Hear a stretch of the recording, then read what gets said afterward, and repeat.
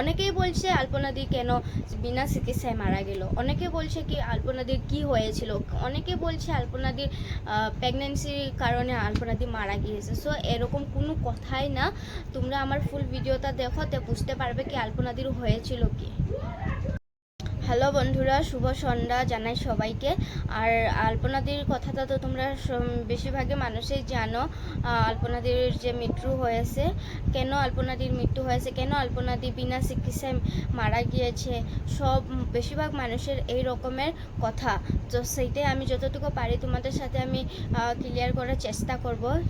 যে আলপনাদির ফ্যামিলিতে তারা 3জন মেম্বার ছিল, আলপনাদির বর, আলপনাদির মা, তারা 3জনই ছিল। এখন তারা তো সুন্দর সুন্দর ভিডিও বানাতো, ফানি ভিডিও বানাতো, কি হলো হঠাৎ করে আলপনাদি যে এমন মারা গেল।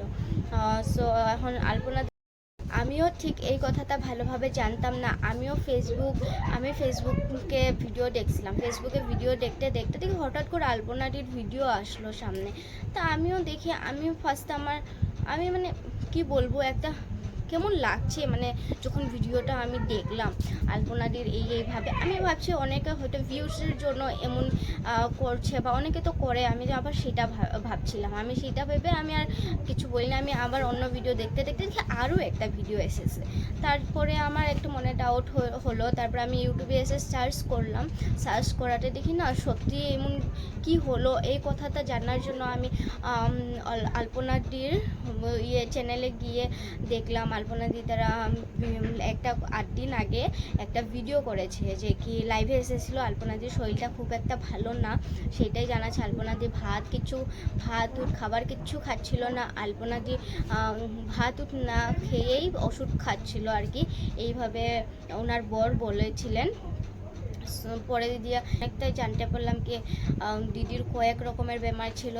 হয়তো দিদিকে নিয়ে দিদির বর আর কি নিয়ে কলকাতা যেত, বাট সেই সুযোগটা আর দিদির হয়ে উঠলো না।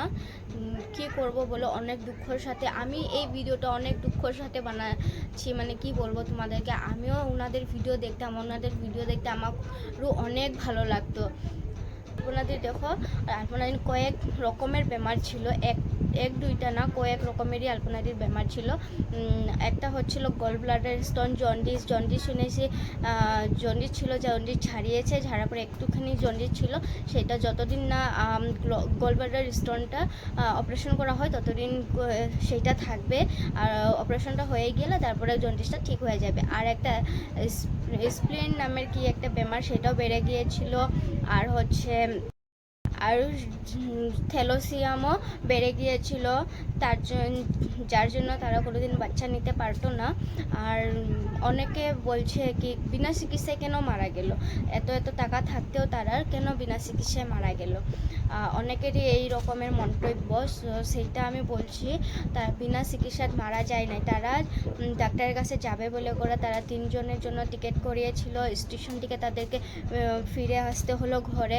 কারণ কি ডাক্তারবাবু ফোন করে বলেছিলেন কি আমি সোমবারে আসবো, তো তোমরা সোমবার পারলে এখন এসে যাও, এখানে থাকো, থেকে তারপরে তোমরা চিকিৎসা করবে। তারা ভেবেছে কি এতদিন সেখানে গিয়ে আমরা কি করব, 4 দিন আমরা সেখানে থাকলে খরচা একটা হবে, সেই কথা ভেবে তারা আর যায় নাই। তারা সেখান থেকে আবার ঘরে চলে এসেছে। তারা ভাবছে আমরা 3 দিন পরে আবার যাব সেইখানে। তো এর জন্য দিদির আর চিকিৎসা করার যাওয়া হলো না। দিদি এর জন্য বিনা চিকিৎসার বলতে পারো মারা গিয়েছে। অনেক মানুষ এমন করে কই বিনা চিকিৎসার কেন মারা গিয়েছে। সো এইটা ডাক্তার দেখানি তার সুযোগই পায় নাই, তার জন্য দিদির আজকে এই অবস্থা হলো। সো প্লিজ আমি তোমাদেরকে একটা অনুরোধ করি কি দিদি, আর তোমরা সবাই প্রার্থনা করো যে কি আলপনাদির আত্মাটা শান্তি পায়। সো আমি এখন একটা কথা বলবো, যা হয়ে গেছে সেটা তার কেউ ফিরিয়ে আনতে পারবে না, তাই তো এখন দিদি যোনখানেই আসে সবাই কামনা করো দিদির আত্মাটা যিনি একটু শান্তি পায়। আর তোমরা পারলে একটু আলপনাদির মা আর তার বরকে একটু সান্ত্বনা দেওয়ার তোমরা চেষ্টা করো। কারণ দেখো আমরা এখন যত খারাপভাবে ভিডিও বানাবো, হয়তো আমাদের জন্য ভিডিও বানাবো আমরা না, আমাদের একটু ভিউ বাড়বে, সাবস্ক্রাইবার বাড়বে, তার জন্য আমরা একটু ভিডিও বানাবো, কিন্তু এমনভাবে ভিডিও কেউ বানাবে না যেরকম কি আলপনাদির মার আর আলপনাদির বরের কোনো রকমের তারা আঘাত পায়। কারণ তারা অলরেডি কষ্ট পেয়ে আছে।